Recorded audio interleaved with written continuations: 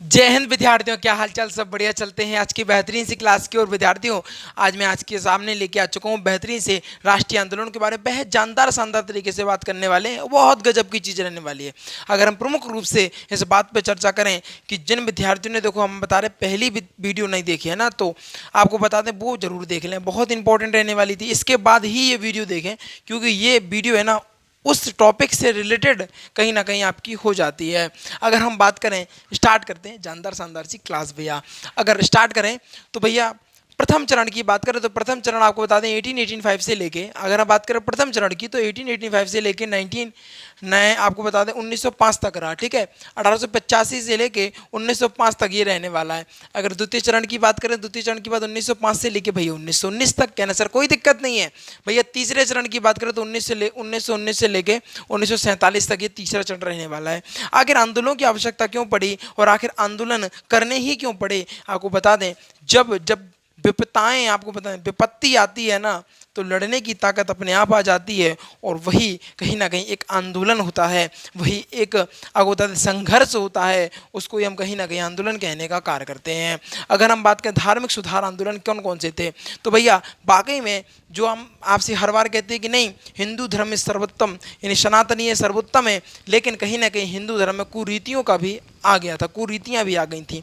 जैसे कि सती प्रथा, तमाम प्रकार की, मतलब ऐसी प्रथा जिसका कोई मतलब नहीं बनता है, जिसका कोई मीन्स नहीं बनता है, उस प्रथा को लाद दिया गया ज़बरदस्ती तरीके से। वो चीज़ें कहीं ना कहीं गलत रहने वाली हैं। आपको बता दें राजा राम मोहन राय को पिछली ही क्लास में मैंने बताया था कि राजा राम मोहन राय ने, आपको बता दें, धार्मिक सुधार समाज आंदोलन की स्थापना करने का कार्य किया, यानी उनका जो बता दें स्थापना इन्होंने ही करी की। अगर हम बात करें राजा राम मोहन राय ने, आपको बता दें युगदूत या आधुनिक भारत का निर्माता या पुनर्जन्म का पिता, पुनः जागरण का क्या कहते हैं, पुनः जागरण का पिता कहा जाता है। कहना सर आखिर इनको इतनी सारी उपलब्धियां क्यों दी जा रही हैं, आखिर इनको पुनर्जागरण का पिता कहा जा रहा है, युगदूत कहा जा रहा, आधुनिक भारत कहा जा रहा, आखिर ऐसा क्यों? क्योंकि मैं आपको पहले ही इस बात को बता चुका हूँ कि जो राजा राम मोहन राय थे, इनके बड़े भाई थे, बड़े भाई की मृत्यु के बाद इनकी भाभी का जबरदस्ती ही सती करवा दिया गया था, जिसके कारण ये कहीं ना कहीं बहुत अंदर से और दुखी थे।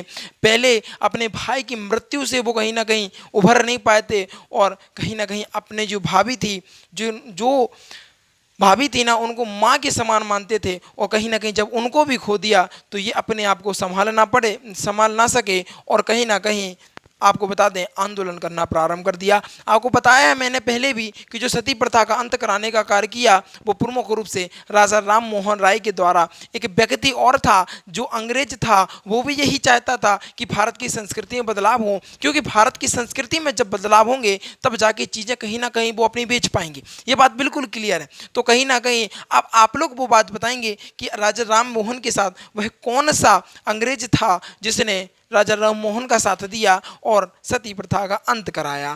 ठीक, आगे प्रमुख रूप से बात करें, इसीलिए जब सती प्रथा जैसे जो कुरीतियां थी उनका विरोध किया तो राजा राम मोहन राय को युगदूत, आधुनिक भारत का निर्माता, पुनः जागरण का पिता कहा जाने लगा। इसके बाद प्रमुख रूप से चर्चा करें हम 1815 की, तो 1815 में आत्मीय सभा की स्थापना भी करने का कार्य किया। आत्मीय सभा की स्थापना करने का कार्य किया। एग्जामिनर आपसे यहाँ पर बड़े बेहतरीन ढंग से पूछेगा कि बताओ आत्मीय सभा की स्थापना किस व्यक्ति ने की। कहना सर आत्मीय सभा की स्थापना जो है वो 1815 ईस्वी में करने का कार्य किया गया था। इसके बाद 1828 में ब्रह्म समाज की स्थापना किसने की, जल्दी से बताइए। ब्रह्म समाज की स्थापना किस व्यक्ति ने की? कहना सर जो राजा राम मोहन राय थे इन्होंने ब्रह्म समाज की स्थापना करने का कार्य किया 1828 में। 1815 में आत्मीय सभा की स्थापना करी तथा ब्रह्म समाज की स्थापना 1828 में करने का कार्य किया। 1817 की प्रमुख रूप से एक चर्चा कहना चाहूँगा आप लोगों से, ध्यान से सुनिएगा। हिंदू कॉलेज की स्थापना इन्होंने डेविड हेयर के साथ मिलकर इन्होंने हिंदू कॉलेज की स्थापना भी कराने का कार्य किया। ये प्रमुख रूप से कहीं ना कहीं अति महत्वपूर्ण चीज़ें मैं आपके सामने आपको बताने का कार्य कर रहा हूँ। और भी बातें करेंगे और भी चर्चा करेंगे, आखिर किस प्रकार चीज़ें बदली, आखिर क्या होने लगा, और अब कहीं ना कहीं 1828 1857 है ना, कहीं अब हम गुलामियों की जंजीरों को तोड़कर संविधान सभा की मांग करने वाले हैं और फिर संविधान सभा की मांग होगी, फिर संविधान बनेगा और संविधान बन के भारत कहीं ना कहीं प्रमुख रूप से अपना शासन चलाने का कार्य करेगा। आगे प्रमुख रूप से बात करें प्रार्थना समाज की स्थापना। एग्जामिनर पूछे ना कि सर प्रार्थना समाज की स्थापना कब की गई थी, कहना सर 1867 में जो है वो प्रार्थना समाज की स्थापना करने का कार्य किया गया था। इसके बाद स्थापना की बात करें तो आत्माराम पांडुरंगा के द्वारा प्रार्थना समाज की स्थापना की गई थी। ये महादेव गोविंद रनाडे के द्वारा भी, दोनों लोग का साथ था, सबका साथ सबका विकास भैया, यही अपनी आज की सरकार, ठीक है ना। तो आत्माराम पांडुरंगा जो थे प्रमुख रूप से और महादेव गोविंद रनाडे के द्वारा प्रार्थना समाज की स्थापना करने का कार्य 1867 में करने का कार्य किया और प्रार्थना समाज का जो कार्य संपन्न हुआ उसके बाद सत्यशोधक समाज निकला। और सत्यशोधक समाज की प्रमुख रूप से अगर हम बात करें तो सत्यशोधक समाज की जो स्थापना थी 1873 में इन्होंने करने का कार्य किया था। 1873 में सत्यशोधक समाज की स्थापना इन्होंने करने का कार्य किया था। ये स्थापना जो है ज्योतिबा फुले के द्वारा की गई है। एग्जाम में पुस्तक पूछी जाती है कि बताइए गुलामगिरी किसके द्वारा लिखी गई पुस्तक है, तो आपको पता होना चाहिए कि जो गुलामगिरी पुस्तक है वो ज्योतिबा फूले के द्वारा लिखी गई पुस्तक है। कहीं ना कहीं एग्जाम की दृष्टि से अति महत्वपूर्ण ये हो जाती है। इसके अलावा एग्जाम आपसे किसी भी तरीके से क्वेश्चन कर सकता है, वो कहे कि बताओ सत्यशोधक समाज की जिस व्यक्ति ने स्थापना करी थी उनके द्वारा लिखी गई पुस्तक का नाम बताइए, तो आपको पता होना चाहिए उस पुस्तक का नाम गुलामगिरी रहने वाला है। फिर प्रमुख रूप से चर्चा करेंगे आर्य समाज की। तो आर्य समाज की अगर हम प्रमुख रूप से बात करें तो इसकी स्थापना जो है वो दयानंद सरस्वती के द्वारा की गई थी और उन्होंने एक नारा दिया था कि भैया वेदों की ओर लौटो, वेदों की ओर लौटने का नारा दिया था। और कहीं ना कहीं अगर आप वेद की ओर लौटाएंगे तो जीवन में जो संघर्ष है ना वो खत्म हो जाएगा। मैं आपको एक बात बहुत ही बेहतरीन ढंग से बताना चाहता हूं कि आज जो मेडिसिन आपको थोड़े से समय के लिए सही करती है, अगर वेदों की तरफ यानी वेदों में लिखी हुई आयुर्वेद की प्रमुख रूप से बात करें, अगर आप उसके द्वारा दी गई दवाइयों को बनाकर या आपको यूज़ करेंगे तो कहीं ना कहीं आप जो अपने डेली जीवन में जितना बीमार होंगे ना उससे बहुत कम होने वाले हैं। आयुर्वेदा हमारे पास वो वेद है जो कहीं ना कहीं किसी भी कंट्री के पास नहीं मौजूद है।